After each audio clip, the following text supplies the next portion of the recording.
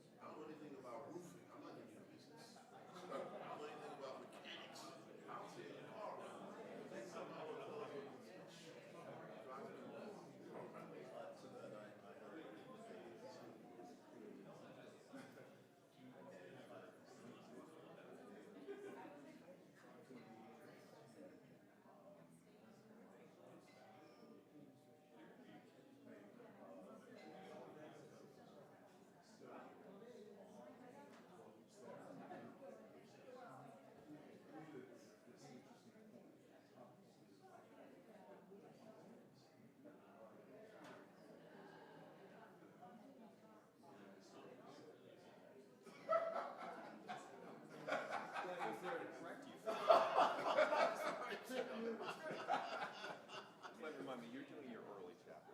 Yes, I'm doing it early. Oh, that's hilarious. So we can flow in chronological. But I read your chapter again, so I can. That's hilarious. That's the world we're in, right? That's the world we exist, brother.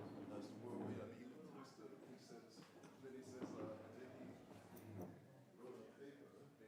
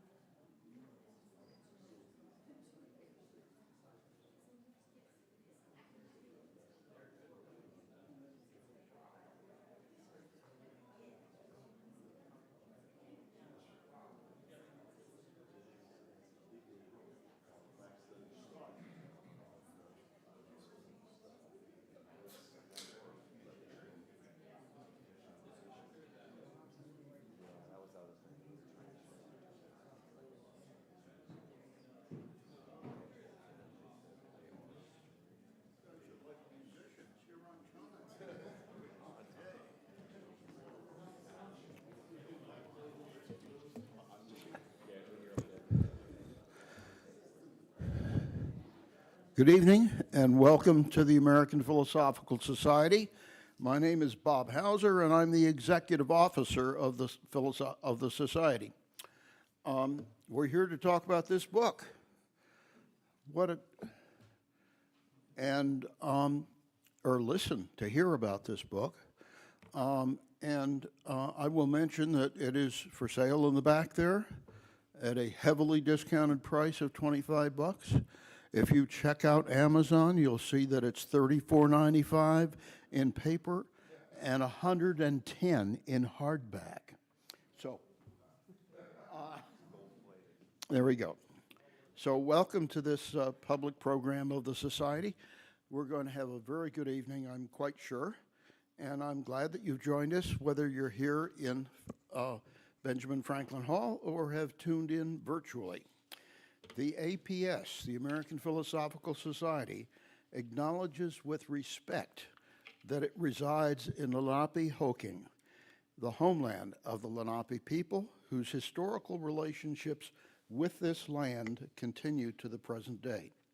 We recognize their continued presence and perseverance despite centuries of land theft, removal, and persecution of their language and cultural traditions.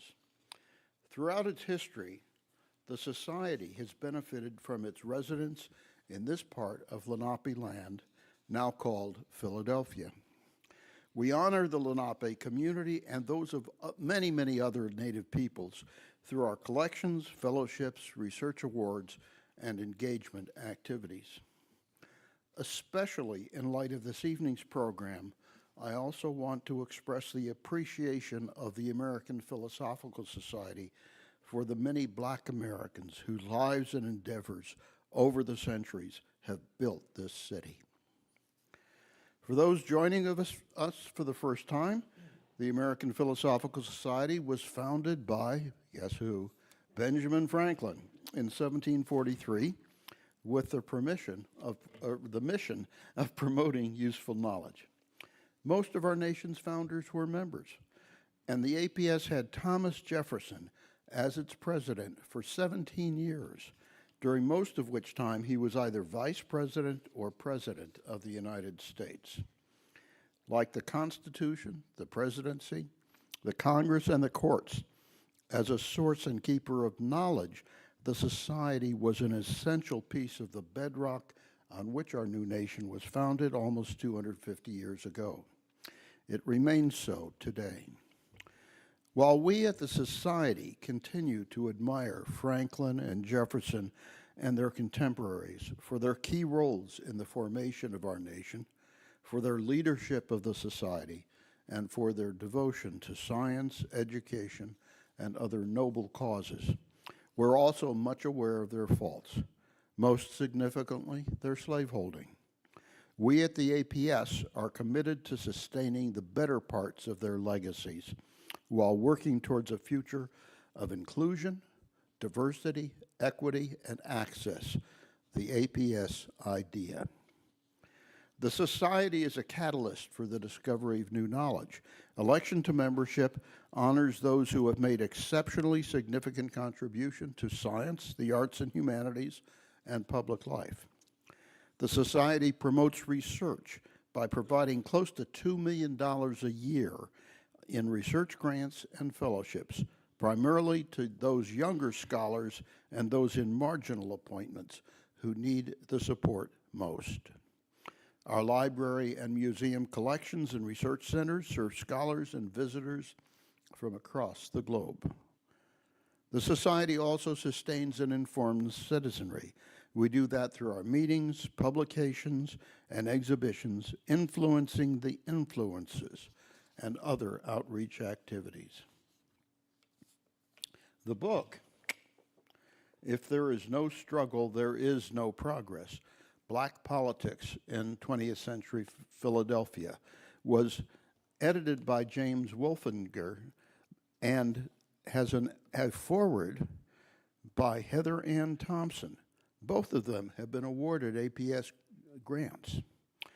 Thompson received a General Research Grant in 2005 and Wolfinger a Franklin Research Grant in 2010. We're happy about that.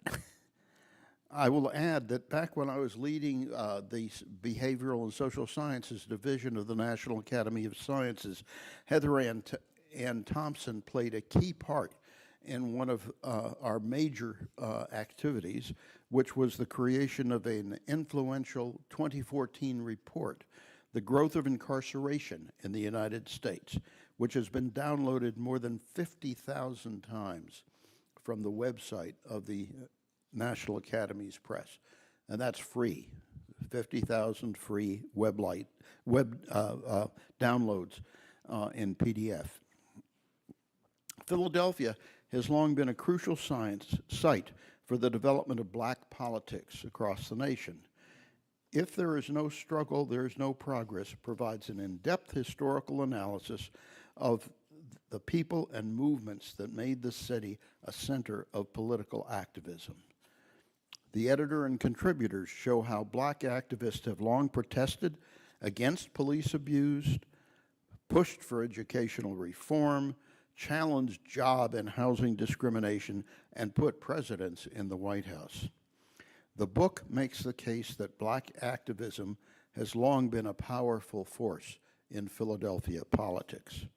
The import of black activism continues locally, with Sherelle Parker's election as mayor of Philadelphia, and nationally by Kamala Harris's nomination for the presidency, as celebrated by APS member Annette Gordon-Reed in her column in today's New York Times. If you haven't read that, I highly recommend it.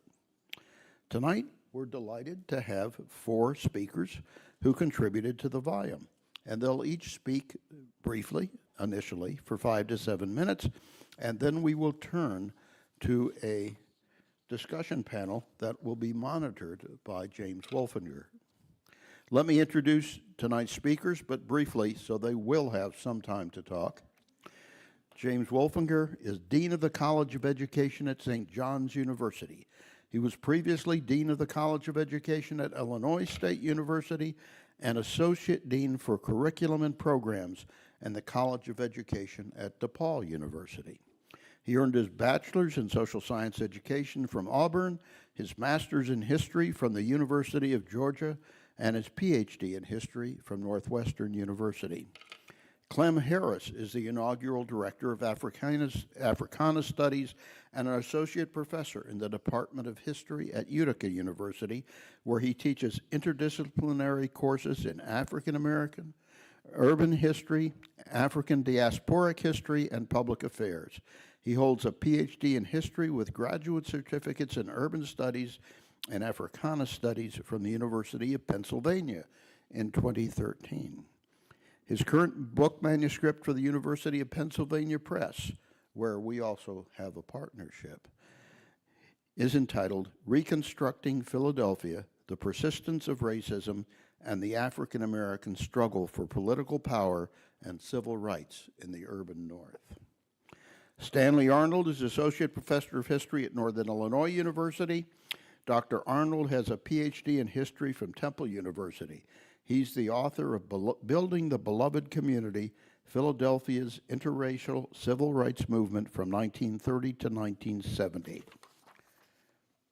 David Canton is Director of African American Studies Program and Associate Professor of History at the University of Florida.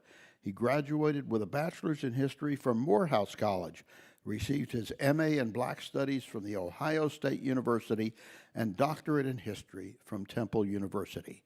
He's the author of Raymond Pace Alexander, A New Negro Lawyer Fights for Civil Rights in Philadelphia. And now I will shut up and let the discussion begin. Thank you.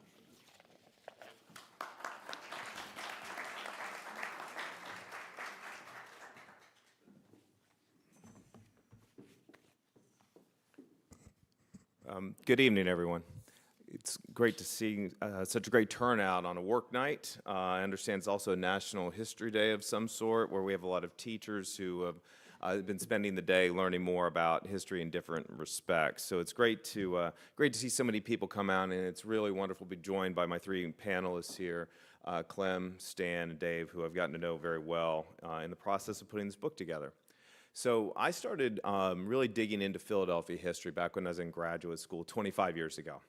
And I became first interested in it, and especially in African-American history in Philadelphia, because of the hate strike of 1944. Some of you may be familiar with it. The transit system was shut down because African-Americans were being promoted to the position of bus and trolley driver, and the white workers on the system walked off the job. They remained off the job for several days until Franklin Roosevelt said, either you go back to work or we will send you to France to fight the Nazis. All but a few decided they would go back to work. But at that moment, and when you look at the photos from the time and so on, you start to see sandbags on intersections around Philadelphia. You start to see troops heavily armed stationed on the buses and so on. And at that moment, I thought, this is a really unusual thing, to see the federal government using military might to support African-American rights. Granted, it was in the middle of World War II. There were concerns about prosecuting the war and everything else. But still, it was this kind of interesting moment to me. So as many of you who are in graduate school or earned a doctorate in history, you know, you start with a very small thing, like this one little strike, and then it becomes a career, and you look up and 25 years later, you're sitting on a stage, right? So this book is an outgrowth of a quarter century of study in understanding Philadelphia's history, its urban development, its labor politics, and its African-American history in particular. About 5 or 6 years ago, I was approached by an editor at Temple University Press who said, let's talk about all the great work that's taking place to understand Black history in Philadelphia. So we sat and talked, and I started talking about the work that Clem, Stan, and so many other authors were doing. And I said, you know, when I think about this, what would really make sense is you could have somebody edit a collection and put together a history of Black politics in Philadelphia that covers what we call the long 20th century, from the late 1800s through into the early 2000s. And she looked at me and she said, that's a great idea. When do you get started? And I thought, I think I just suckered myself into this book. But it's been a great experience to be able to start working with these really well-known scholars who are truly scholars of the past and historians who know how to tell a riveting story about an important topic. So I'm going to lay out in my next few minutes kind of an overall sketch of the book, and then each of my colleagues will come up here, spend 5 or 6 minutes talking about the insights from their chapter, and then we want to open it up to a broader conversation, question and answer. I know we have a number of people in here who have been involved in politics here in the city for some time, to just kind of engage in a conversation about African-American history here in Philadelphia. So the book itself, If There Is No Struggle, There Is No Progress, Black Politics in 20th Century Philadelphia, actually draws on a famous speech from Frederick Douglass. And I'll just read you the epigraph from the start of the book. And this is Frederick Douglass from his speech in 1857, the West India Emancipation Speech. And if we can go ahead and forward one here. There we go. Frederick Douglass said, "If there's no struggle, there is no progress. Those who profess to favor freedom and yet deprecate agitation are men who want crops without plowing up the ground. They want rain without thunder and lightning. They want the ocean without the awful roar of its many waters. This struggle may be a moral one, or it may be a physical one, and it may be both moral and physical, but it must be a struggle. Power concedes nothing without a demand. It never did, and it never will."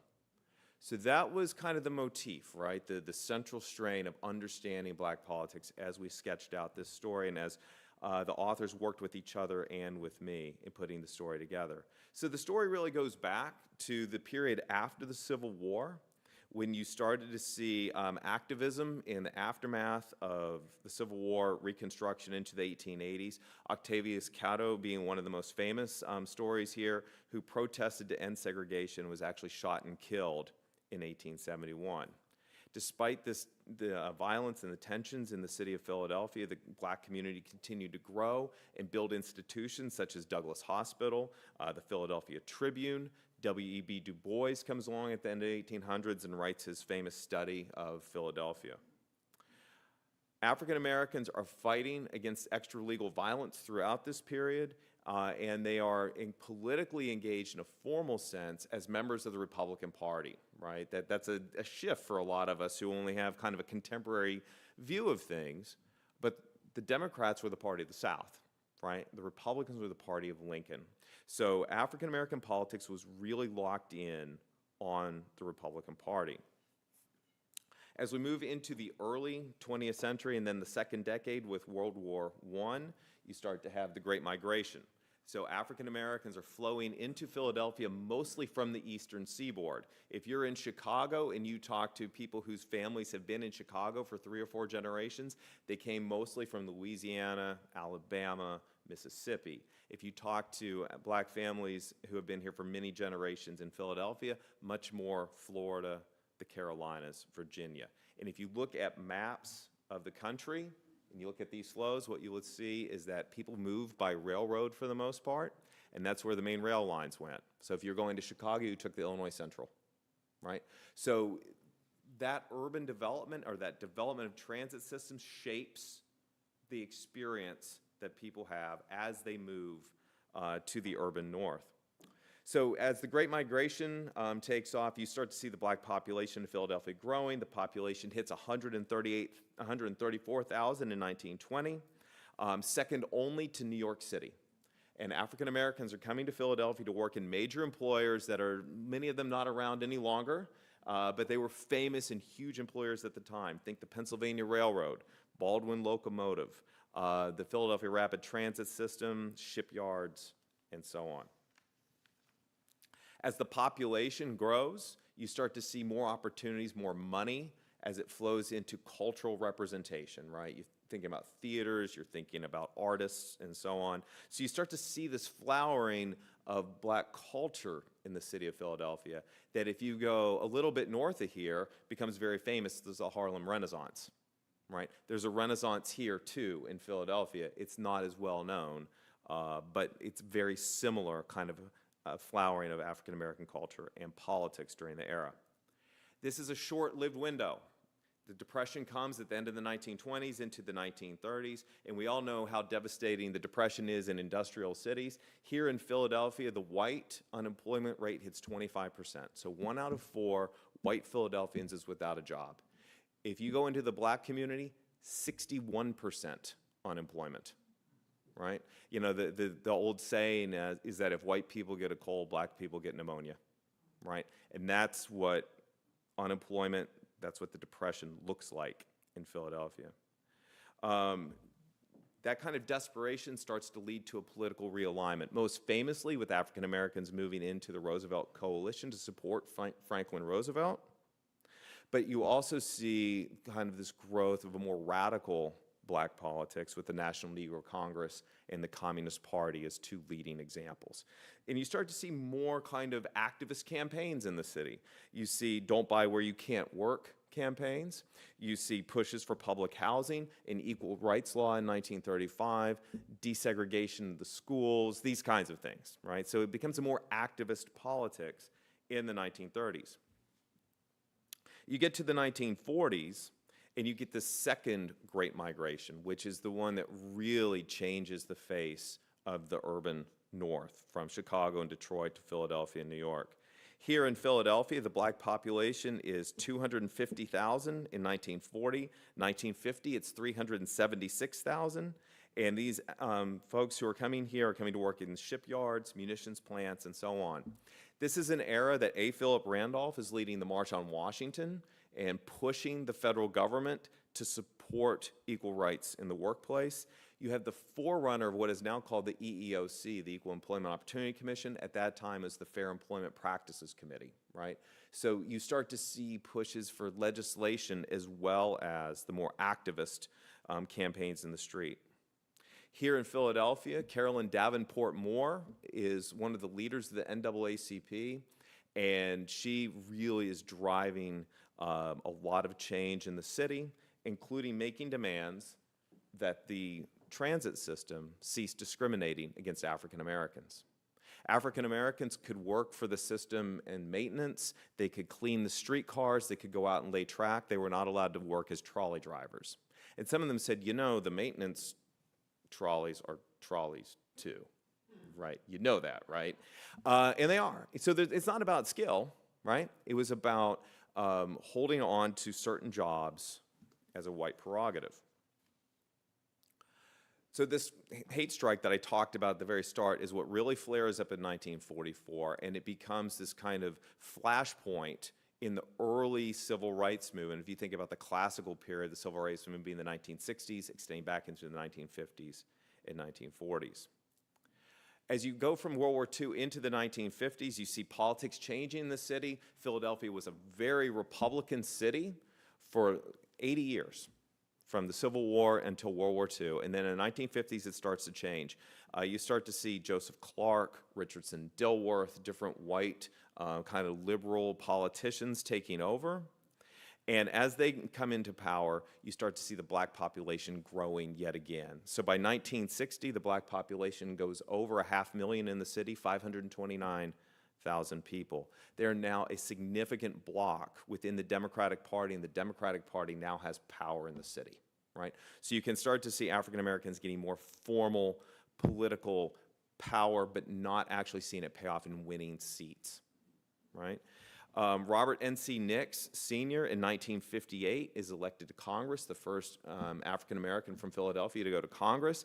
That's 1958. That's significantly behind Chicago with William Dawson and New York City with Adam Clayton Powell. So there's Robert Nix. So as African-Americans, and this is the case for urban for big cities across the United States, especially in the North and the Midwest, as African Americans start getting more political power, what starts happening? The economy starts to shift. You have deindustrialization, you have disinvestment, you have a move to the suburbs, you have suburbs that are locking in and saying that we will not have black people living in this community, Levittown being a good example here in the Philadelphia area, right? So just as African Americans are starting to become a larger voting bloc, the Democratic Party is their home, you start to see cities on a decline financially, from a labor employment standpoint, and so on. There is still an old guard in the city, Raymond Pace and Sadie Alexander being two of the premier leaders of it, who believe that you work within the establishment, you work with the liberal ruling class, you know, the Richardson Dilworths and so on, and you kind of make change happen behind the scenes in City Hall. So that's one kind of strain of politics as you move into the 50s and 60s, but there's a second strain led by this man, Cecil B. Moore. And Cecil Moore takes up a much more activist politics. He challenges the kind of bona fides of Raymond Pace and Sadie Alexander. Are you really representative of the black community? He leads political protests about Girard College, campaigning for jobs with Leon Sullivan, and so on. So you start to see a much more activist, kind of in the streets politics as you move into the 1960s. And the African American population is still growing. By 1970, the black population of the city is 653,000 people. That's 1/3 of the population. And who's the mayor who is emerging as African Americans are growing in size and political power? Frank Rizzo, right? So you see this kind of just continuing tension within the city of African Americans growing in size and gaining somewhat more political power, but how does it get exercised? And then the reaction to it, right? And this is kind of a theme that you'll see throughout the chapters in this book. African Americans begin to form more alliances with white liberals to oppose Frank Rizzo, who is almost, you know, one of these cases, the enemy of the enemy is my friend, right? You know, they didn't always share the same ideals or the same goals, but they opposed Rizzo. And you start to see the rise of African-American politicians such as Wilson Goode, John Street, Michael Nutter, right? So you start to see more of this activist black politics in the city, especially inspired in reaction to Frank Rizzo. You get to the 1970s and the financial crisis that came after World War II only deepens. Right? As you go into the 1970s, you really start to see that infrastructure is breaking down, the rapid transit system is breaking down. It's becoming a more and more challenging urban environment. And again, this is a common story across the United States. African Americans continue to reach out to build other alliances, in particular with Puerto Ricans, as that population grows here in Philadelphia. And residents start to fight against tax hikes. They start to forge a new kind of political coalition about who should pay to keep a city functioning, right? Where should the tax burden fall? Should it fall on the corporations in Center City? Should it fall on the inner neighborhoods? How do you tax people who are living in other counties but commuting into the city and using the infrastructure, right? A lot of those questions are circulating in black politics. That kind of political debate and those challenging strategies continue to this day. Think about the Fight for 15. You think about the Black Lives Matter movement, the opposition to the carceral state, and so on. Here in Philadelphia, the black population, as of about 10 years ago or so, the most recent really kind of solid numbers, African American population is right at 660,000 people. The population has fallen off some as a total, so 660,000 means that African Americans make up 43% of the city of Philadelphia's population. And without them, Democrats can't be in charge in the city, right? Whether it's electing Larry Krasner or James Kenney or whomever else, right? So when you think about the structure of the book And what we tried to do as the authors of the different chapters is to stitch together what almost reads like a single author narrative of a political history of Philadelphia. It takes into account gender, labor, formal politics. It looks at the pre-Great Migration. It takes into account immigration coming in as people are taking jobs because of different wars. And it also looks at deindustrialization, disinvestment, and what that means for black politics. The chapters as a whole hang together into a single book that I think sketches out a narrative for you in a very comprehensive way. But each of the authors has their own kind of voice and contribution to the book. So it's my honor to turn the floor over to them. And I think, Clem, you're going to go first.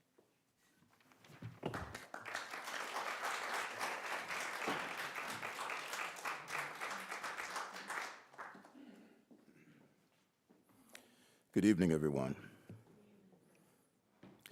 Before I get started, I have to say that I am very happy to be here, but I am especially happy because my goddaughter is here, who started out as a student at Utica University, who is now a graduate student at Rutgers.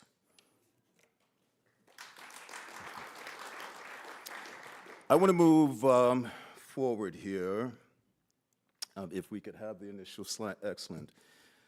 In total, I contributed 2 essays to the project, O Philadelphians, The Great Migration and the Irony of Progressive Politics, and the 1960s and Expanding Ideas of Black Rights. Both essays grew out of a larger book manuscript I'm completing on black politics in Philadelphia that begins in the 1830s and moves through the late 20th century with an epilogue bringing its story up to today. If we could move to slides 2 and 3, please. Excellent, this hold right there. In O Philadelphians, The Great Migration and the Irony of Progressive Politics, I show how during the last 2 decades of the 19th century, Philadelphia's African-American community grew by 60.4% as Southern black migrants made their way north from the Upper South, mostly Virginia and Maryland, to resettle in the city of brotherly love. By 1890, there were nearly 40,000 people in Philadelphia, and by 1900, well over 62,000 African-Americans. Approximately 5% of the total population called Philadelphia their home. We can go to 3, please. Between 1910 and 1920, this pattern of growth continued as the black community in Philadelphia grew by 50.9%, as nearly 40,000 Southern black migrants, mainly from rural areas in Lower South, the Carolinas, Georgia, and Florida, entered the city during World War I and the post-war eras. If we could go to slide 4, stop briefly, and then go to slide 5 and settle there for a second. Excellent. I argue that the migration of Southern black people into Philadelphia can be explained by 2 major factors. First, as the largest industrial urban center just north of the Mason-Dixon line, the city had, since the antebellum era, been a beacon for black people seeking to escape slavery and the harsh conditions of the South. Go to slide 6, please, and hold. Second, once immigration of Western and Southeastern Europeans who had, since the post-Civil War era, responded to the labor needs of the city was suspended during World War I, Northern white labor agents turned their recruitment focus toward the vast supply of black labor in the South to meet industrial demands of the war economy. I also argue that African-American women played a central role in the migration to Philadelphia. Between 1890 and World War I, employment opportunities as domestics and personal service employees increasingly turned in favor of black women. As a result, opportunities as domestic servants not only allowed black women a chance to establish stable employment, it also facilitated the migration of Southern blacks through development of kinship networks and communal networks. We can go to slide 7. I contend that although Philadelphia previously had a large black population prior to the war, as a result of the Great Migration between 1910 and 1920, the city became home to one of the largest African-American populations in the industrialized urban North. This period of dramatic racial and ethnic demographic transformation triggered several important changes to Philadelphia's social and economic structures, all of which held important political implications regarding the African-American struggle for freedom, jobs, and social justice. These changes also developed new patterns of race, class, ethnic relations that remain with the city to this very day. If we could go to slide 8 and hold. While black settlement occurred across southern, western, and northern regions of the city, between 1890 and 1920s, most southern black migrants resided in South Philadelphia, as you can see here on the map.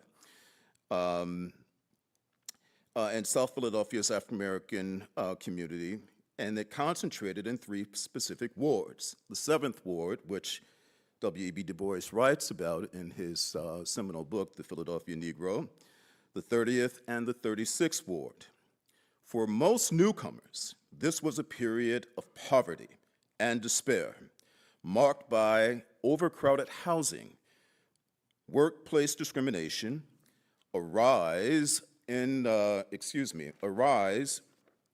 slums, and increased crime. As Southern black migrants entered the city's changing political economy, a minority of older established middle-class black Philadelphians recognized, as my colleague stated earlier, that a larger African-American community would yield greater political power in the long run.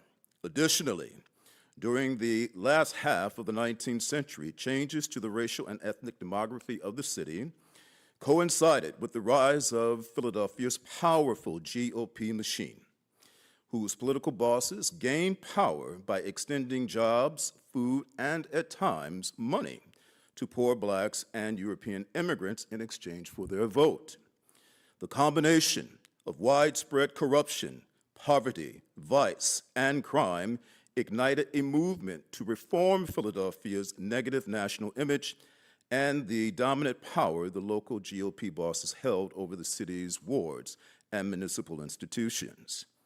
Changes in the city's demography also heightened pre-existing levels of anti-black racism and extra-legal violence towards African Americans, which local black leaders viewed as a crucial failure of the Republican Party to protect the civil rights of Philadelphia's burgeoning black community and African Americans nominally. We should think about the fact that as 1964 is the 60th anniversary of the Civil Rights Act, just last year, affirmative action, the most important part of that law, was neutralized.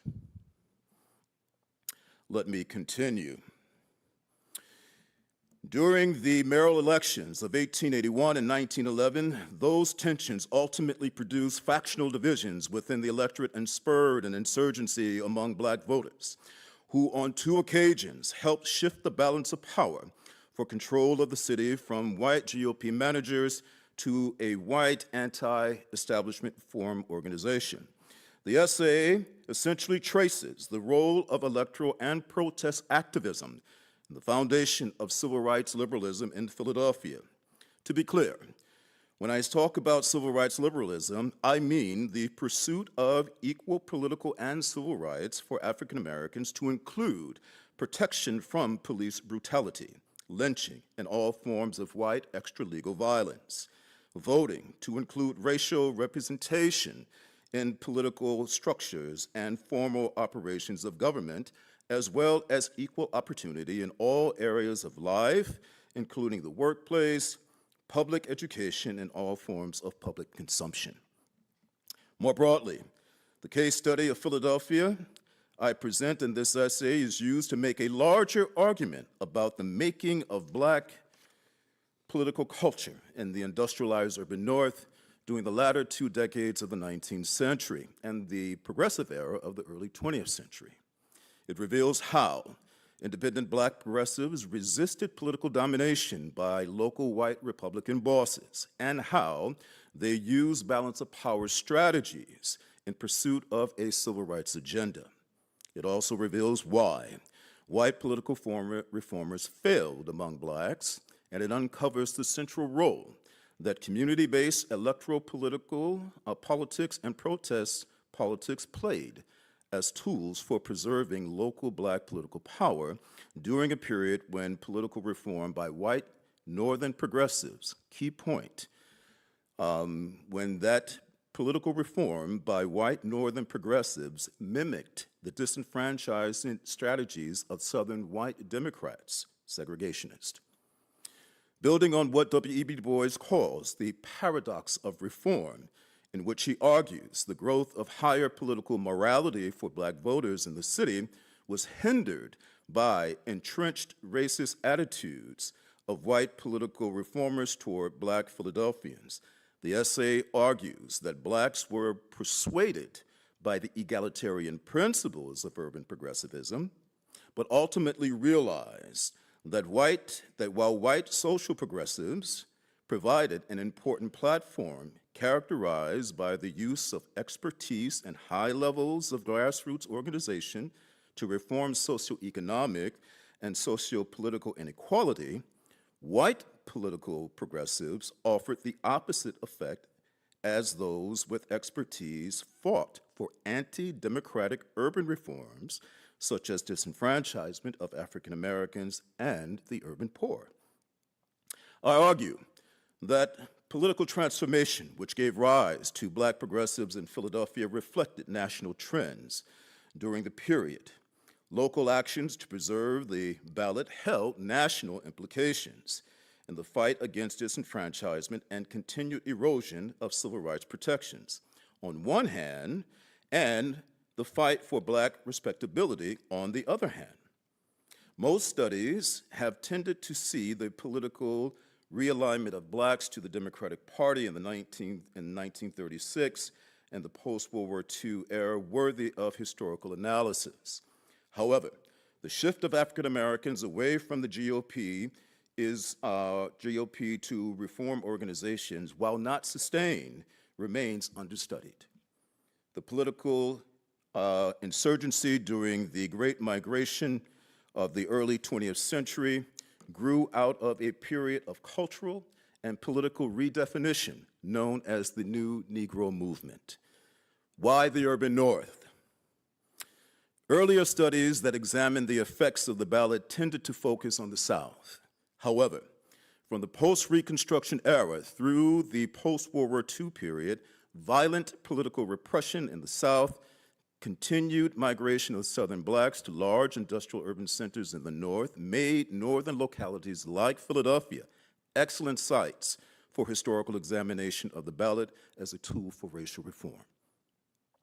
These factors not only made northern localities excellent sites for examining race and democracy, the North is also important if we are to understand the critical role African Americans played as liberal swing voters, and why the progressive political reform movement in the urban North failed among blacks during the period. This moment foreshadowed black progressive strategies that later defined the African American struggle for political power and civil rights well into the urban North. I'm going to stop right here because, true to my definition as a historian, I've given you more than I have time to share. But out of incredible respect for my colleagues, I'm going to yield the podium. If we can come back to the slides and if there's any questions that you might have, but I do want to be very considerate of my colleagues and allow them to move forward. Thank you.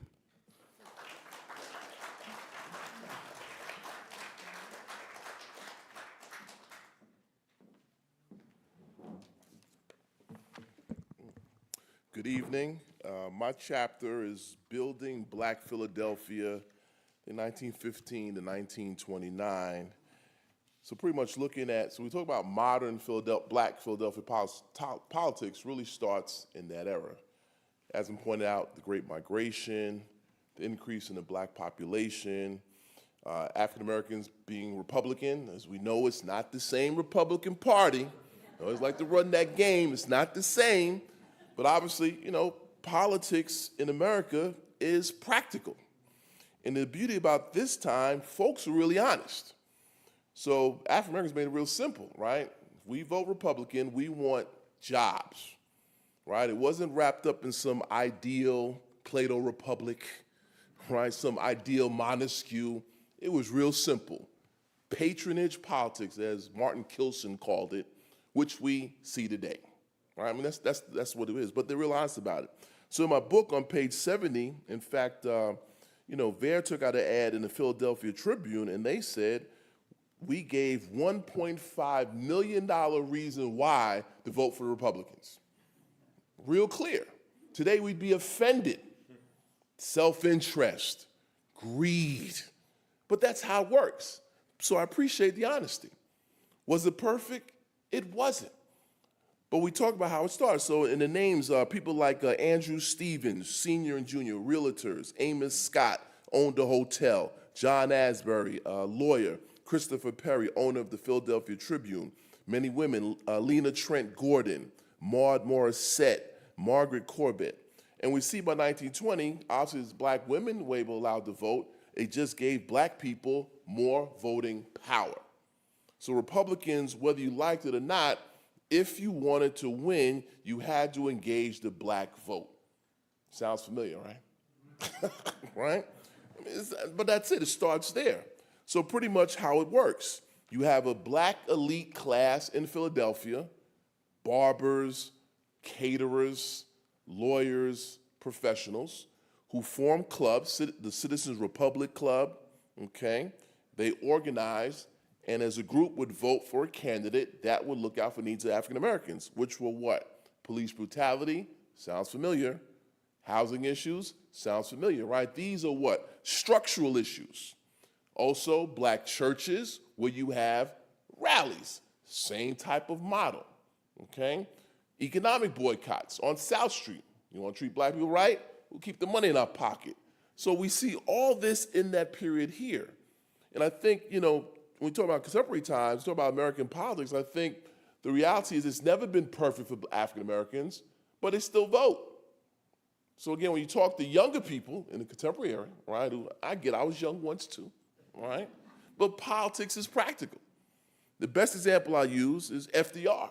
Never passed one anti-lynching bill, right? Allowed Southern Democrats to do whatever they want to do to black people, but every 4 years, we're pulling that lever because it was the best choice. Same thing here. Did VAIR like black people? I don't know. Did I know him personally? Who cares, right? The bottom line is you have municipal jobs, whether it's judges, janitors, city work. We want to ensure black people are part of the municipal system in Philadelphia as taxpayers. So that's the beauty about this chapter. I like just the honesty of what politics were and how they were understood. Now, at the same time, there's generations. I did the book in Alexander, right? Alexander's a young lawyer with his wife who challenged the old guard. Sounds familiar, doesn't it? Right? Biden stepped down. Right? That's just the reality, right? Younger people like Alexander would try to put more pressure. Okay, now, if you don't do X, we may go the other team. Right? Was he shooting wolf tickets? Who knows? But that's how politics work. Right? So over time, by the late 20s, Alexander, younger folks are pushing Scott and Stevens, right, to another level. But the bottom line is black political power, economic power is demonstrated during this period. Look at the Tribune, look at the ads in the black newspaper because they were funded by black businesses. So this becomes the model, whether it's New York, Detroit, Chicago, Atlanta. That's how this thing works, right? Black elites. Then over time, we get working class blacks, laborers, they want to get engaged in the system as well. And then we have generational change. Younger folks come in to push the older folks. And we hear this cycle all the time. And we see it here in this period, 2015 to 29. Also the role of black women, which we know #1 supporters of the Democratic Party. They get on board, it's more votes. They too get opportunities. Sadie Tanner Moselle Alexander, Solicitor General, I believe, is appointed. These women I mentioned earlier, they get jobs in the Republican Party. They go out in black churches and organize black women. So the blueprint is here, what we see in 2024. Okay, so we should not be shocked when we see younger Democrats pushing older folks. We should not be shocked, right, that politicians still go to black churches. Whether it's live stream, whatever, they know that's where the base is, okay? We also know black media plays a role to get black voters out. This is the model. And on the flip side, what's the return? Appointments, resources, access. Can we be as blunt as we were in the 20s? No, but that's how it works. Okay, so when you read the chapter, you say, wow, people are being real honest. We want more jobs, not just janitors, judges, high-level jobs. We got the skills. And also on the low end, we want to make sure black folks are being promoted, because we know for many people in state and city jobs, you don't need a degree, right? You work your way up, put your head down, stay out of trouble, do your 30 years and get a pension, right? Whether SEPTA, I'm from New York, MTA, the police, the fire department, those are good working class jobs, but you want to ensure that black people have the opportunity to get promotions. So that's also a demand from black folks in the Republican Party in 1950 and 1920. So we see, again, modern political of Philadelphia, we see it right in this period in terms of block voting. Black people should split their vote. No, they shouldn't. That doesn't make sense. It's historical. The Irish voted all Democrat, right? Black political power is based on block voting. And it's a simple math. Republican Party, there's two teams, it's 5-5. Black folks make it 6-5, maybe 7-5.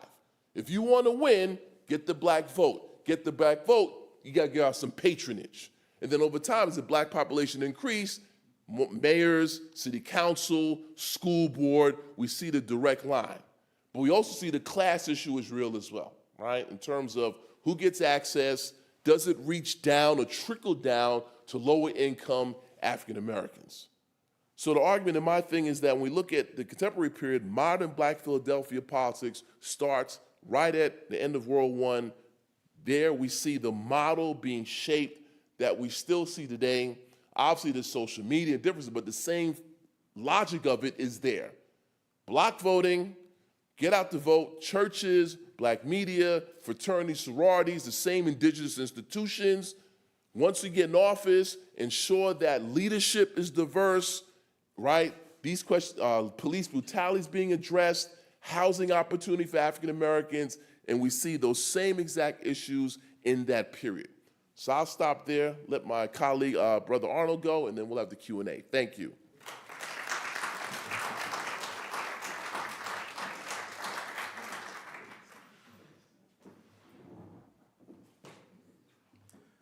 Good evening.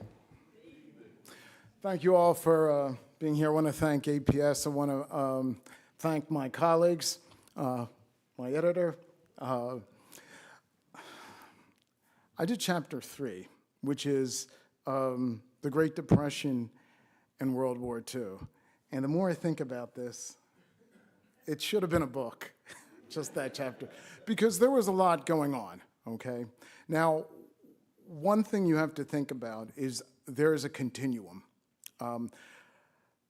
Black Philadelphians begin to vote for the Democratic Party in the 1930s. But as my colleagues have outlined, the Republicans have a lot of problems. This takes a while for this phenomenon to happen. The Depression hits Black Philadelphia, as you have heard, very hard. And it seems as though the city's leadership is incapable of dealing with it. You have mayors saying things like, we have no slums in Philadelphia. People are just living within their means. We're too proud to have slums. They're somewhat clueless. Now, this doesn't mean African Americans are automatically going to shift their allegiance to the Democratic Party, because, as my colleague said, FDR had a lot of Southern support, and this was a concern because the Democrats were the party of Southern segregation. Think of it, keep that in mind. His running mate, John Nance Garner, was from Texas, so there was a lot. There was concern, but in Philadelphia, you had the rise of a Democratic Party that began to, how can I put it, smell blood, okay? They could see the weaknesses within the Republican Party. You're probably familiar with John Kelly, who was one of the rising Democrats, and also Anne Brancato of South Philadelphia, who was the first woman, I believe, elected to the Pennsylvania House of Representatives. They saw that, well, the Democrats might have a chance of achieving power on the local level. But I should say I'm not a political historian. I'm interested in movements, social movements. And Philadelphia had been a center of radical activity during World War I. Obviously, this was quashed during the first Red Scare, but it resurfaced during the Depression. There were massive demonstrations put down by the police of communists.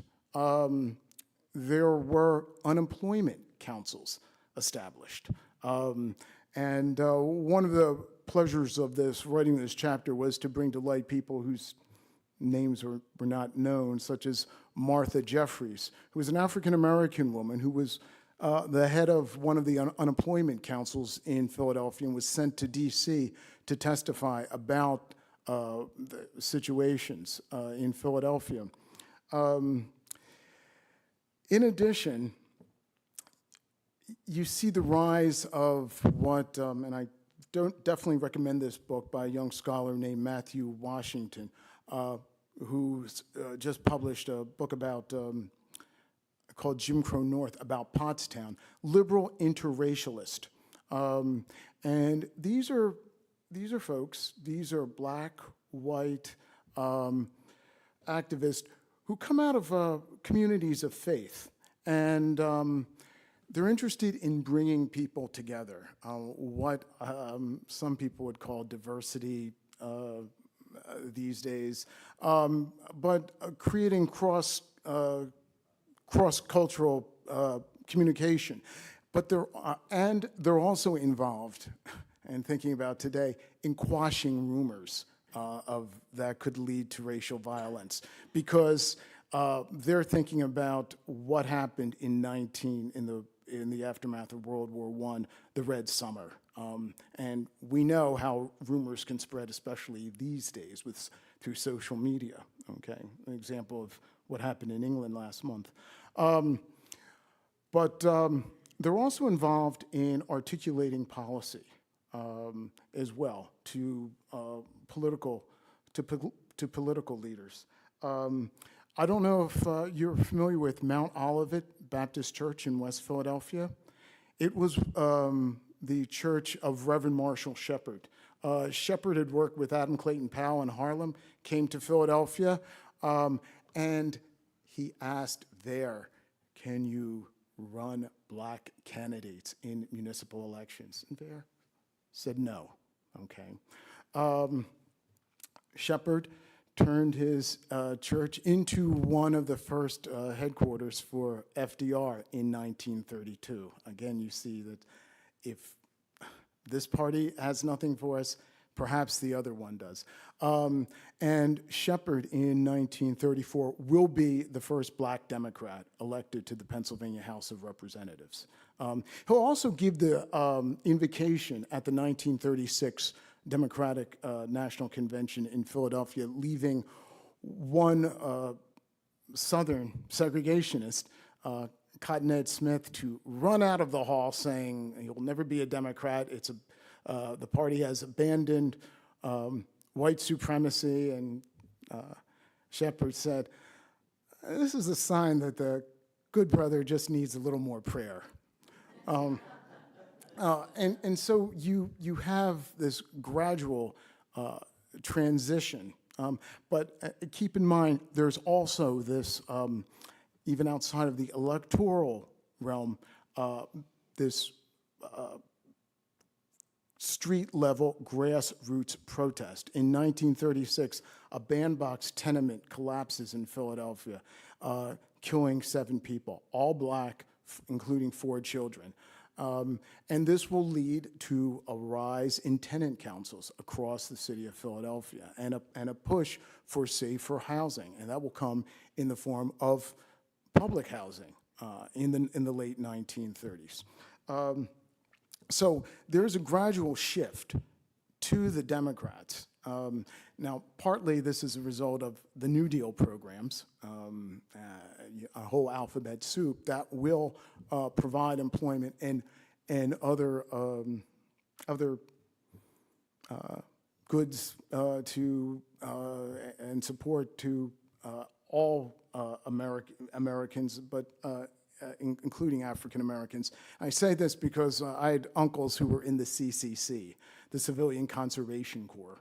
And I'm originally from Delaware County, okay? I was born in West Philly, raised in Delaware County, and one of the things that motivated me about this was, and as I said, if I could do this again, it would be a book, is to look at how these tensions played out on a micro level. For example, families. My grandfather was a ward healer. Is anybody familiar? Rounded up votes for the Republicans in Delaware County, okay? He was born in Virginia in the 1870s. He was a Republican, but a Reconstruction Republican. For him, the Republican Party was the party that was trying to change the South, to reprogram the South. Unsuccessful, but it was the party of Frederick Douglass. It was the party of Abraham Lincoln and John Brown. His children didn't, especially if they lived in Philadelphia, didn't, how can I put it, fall in line, okay, after the 1930s. And as my mother said, they had some interesting conversations around the dinner table, you know. And I had an aunt who was very involved in the Democratic Party from the 30s on, who lived in Overbrook. So one of the things I would like to do in the future, if I ever get around to it, or certainly I can recommend some of my graduate students, is to look at how these political transformations operated on a more micro level. Also, there is a rise in more radical union activity by the late 1930s, specifically among the garbage workers, who are an interracial union and who will begin to elect black officials. And again, if I was to do this, had more time, again, I'd try to trace how many of those who, union members who were involved in the 1930s had a connection to the IWW, because in the late 1930s, we see the rise of the CIO, which in some ways borrows a lot from the IWW, the idea of organizing unskilled workers outside of the craft structure. World War I, obviously, is definitely going to shift race relations in Philadelphia, because there's a push to get African Americans hired in defense industries who, by the early 1940s, are doing extremely well, okay? And this is, my colleague mentioned the FEPC and the scheduled march on Washington that never happened because of the pressure placed on Roosevelt to enforce equality in defense industry hiring. If you think about, I look at the shipyards. Philadelphia was a major producer of ships. Baldwin, Bud, the Frankfurt Arsenal, probably about 11 or 12% of defense spending came directly to Philadelphia. And there's a push to get African Americans into these well-paying defense jobs. And the idea of World War II, as you all know, is the double V: victory against fascism abroad and victory against racism and segregation at home, promulgated by the Pittsburgh Courier. So, and there's a bit of a chink in the 1940s, though, and I mentioned that Wendell Willkie, who runs for president, has a pretty progressive, against Roosevelt, a pretty progressive civil rights plank. And Roosevelt is still tied to, dependent upon the votes of Southern segregationists. So, but African Americans continue to vote for the Democratic Party. And there's increasing concern about the end of the war. Is there going to be a repeat of the racial violence of what occurred in 1919, the Red Summer? And certainly there's concern because the defense industries, which were so profitable, which provided so many jobs, begin to fire people at the end of the war. There's certainly just not a need for battleships and that sort of thing. So that's what I cover. As I said, I would expand on what I did, and I hope you like the book. Thanks.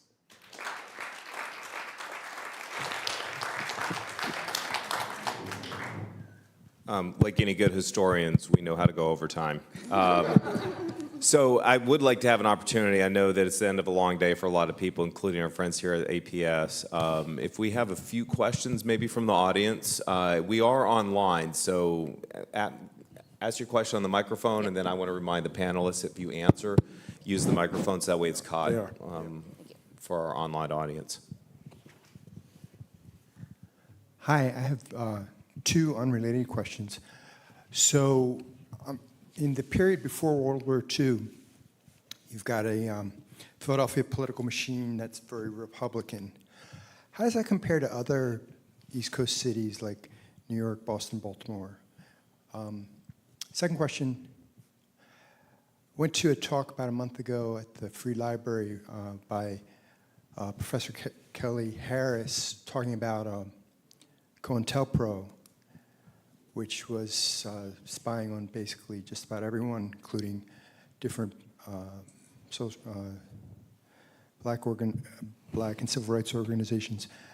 And he said the legacy of COINTELPRO, which was discovered in 1971, is that a lot of black progressivism shifted from protest to political organizing. I'm interested in your perspective on that. Well, from New York and Chicago elected the priest in 28, so they became Democrats then in Chicago.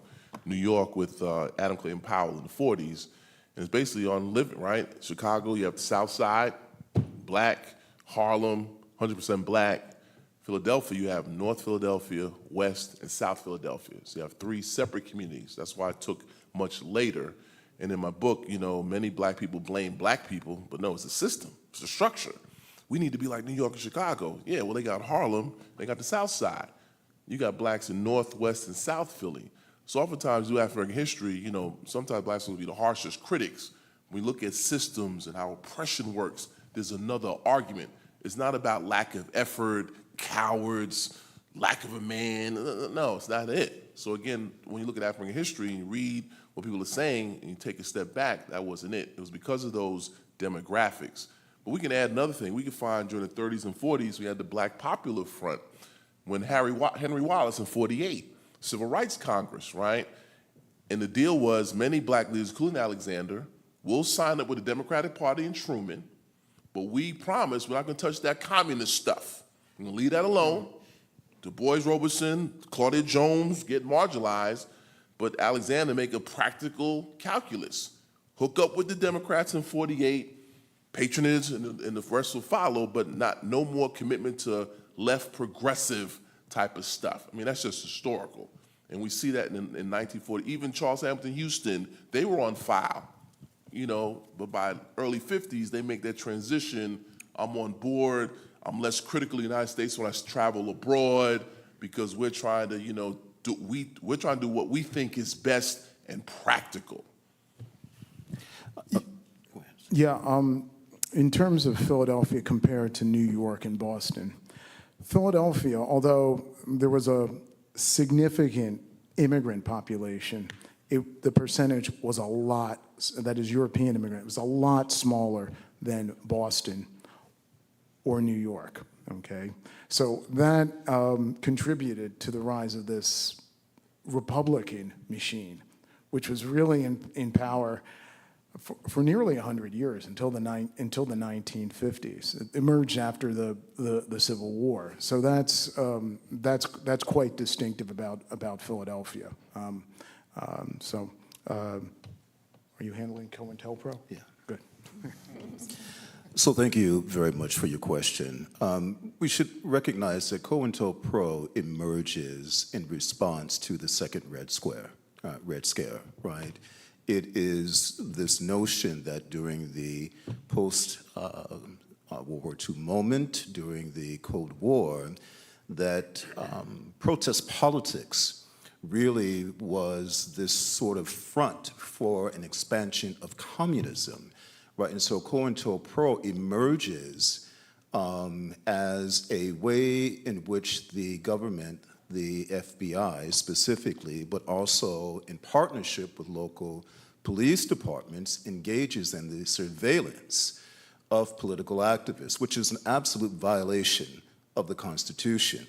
But the roots of COINTELPRO are not a post-World War I or Cold War phenomenon. They actually stretch back much earlier to the rise of the FBI and the investigation of Marcus Garvey, right?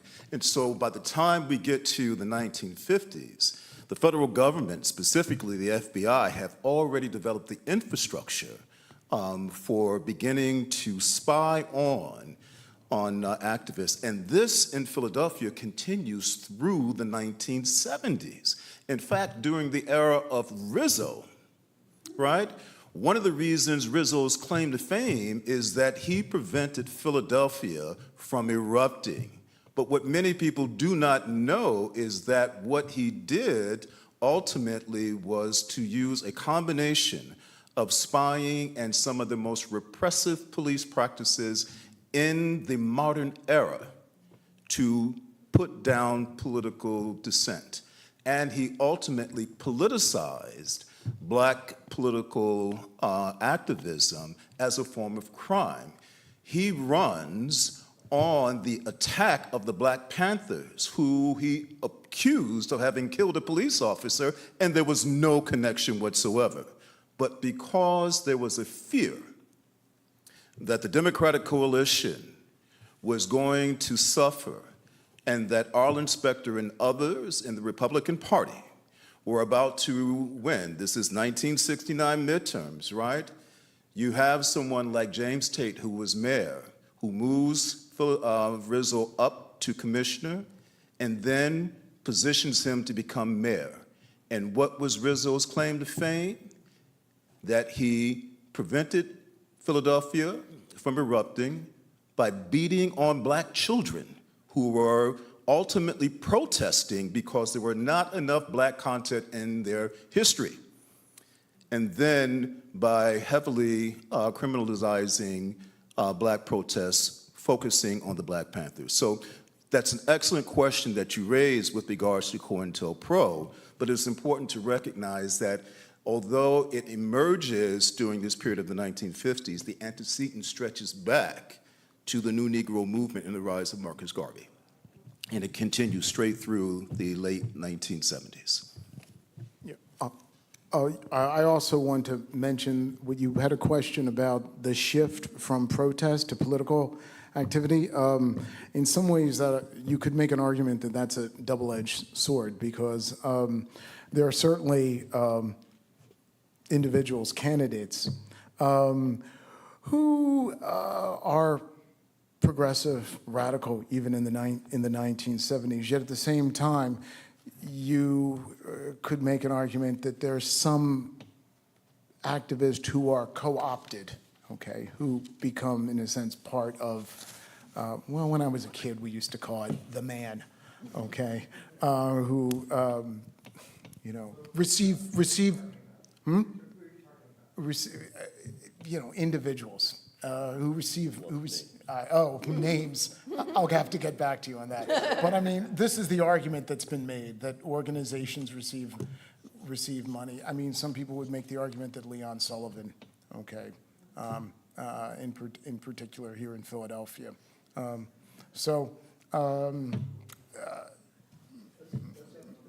talk later, yeah. Another question. You didn't say anything about infiltration. You know, like the guys that were infiltrating the different organizations to get information back, negative, like either the Republican infiltrations or the Democratic infiltrations. Well, yeah, South, we've seen the Panther movie, because obviously we know in the 60s, if you had enthusiasm and energy, young and black, I want to join the Black Panther, they didn't have the mechanisms to vet people, right? We see from the Garvey movie, right? They hired black people. I mean, you know, it's easy to infiltrate you and I need black people. Any white person, it's just not going to happen. So this has been a long history. I mean, we saw it with the Fred Hampton was the movie, you know, the recent one, Spike Lee, the guy caught up in the prison system, right? Mac Masai gets a deal. That's one mechanism. But I think black organizations do not have the tools to vet folks, right? It's just based on, I'm excited, I want to join the Panthers. Welcome, brother, welcome, sister. I think the closest was, who's the guy in New Haven? Rackley. Alex Rackley. Yes, right? Yeah. On that case, they thought he was a snitch and he was tortured and killed. Yeah. But I think that's his infiltration, right. That has been a long history of that, no doubt about it, as a way to get inside information. Also to, like in the West Coast with Karenga and us and the Black Panthers, the great propaganda when they send the flyers, he's a pork chop guy, and they went back and forth to create tension. So that's a divide and conquer strategy that works, but the reality is that these organizations just don't have the tools to vet, right? When you apply for a job for the government, they go all through your resume, right? But on our side, you just have enthusiasm, welcome to the club, right? Ask you a few questions, you know your grandma went to this church, okay, let's go, right? We don't have the IDs or the scanners or whatever you use to vet people, and that's what happened during those times, historically. And probably still happening today in a more sophisticated social media way, right? I would simply add to that infiltration was the tool used by J. Edgar Hoover to bring down Marcus Garvey, right? And a lot of that is the result of the fact that fighting for social justice is tough work. People are not getting paid. So in addition to racial oppression, you have enormous economic pressure because you have to decide between working to feed yourself and or your family and fighting for justice, right? And so many were exploited because it paid to give information, right? It wasn't necessarily the result of actual malice. As my colleague David talked about, this was a form of practical politics. I'd like to let me say thank you for the work. I went through it, and I think it's very important as far as a contribution to Philadelphia political history. I would like to get feedback about how does this moment that y'all cover deal with reparations, since there's a reparation commission in Philadelphia, but I don't want you to touch that. I like the Philosophical Society maybe to raise that maybe in the future, right? But Dr. Harris, you have talked about it in your section about Richard Wright, and it seems to me that, for what he has done, he's invisible. Can y'all really explain why is that so in Philadelphia? Political history, and not just a local but a national person? So I want to begin by saying Dr. Wright was directly influenced by W.E.B. Du Bois, right? He was deeply influenced by his work, and he sought to push the structural issues that W.E.B. Du Bois identified in the Philadelphia Negro forward into the 20th century, the early period of the 20th century. Specifically to why he is on the margins of history is also reflective of a bigger question, why Philadelphia, particularly black politics in Philadelphia, is on the margin of history.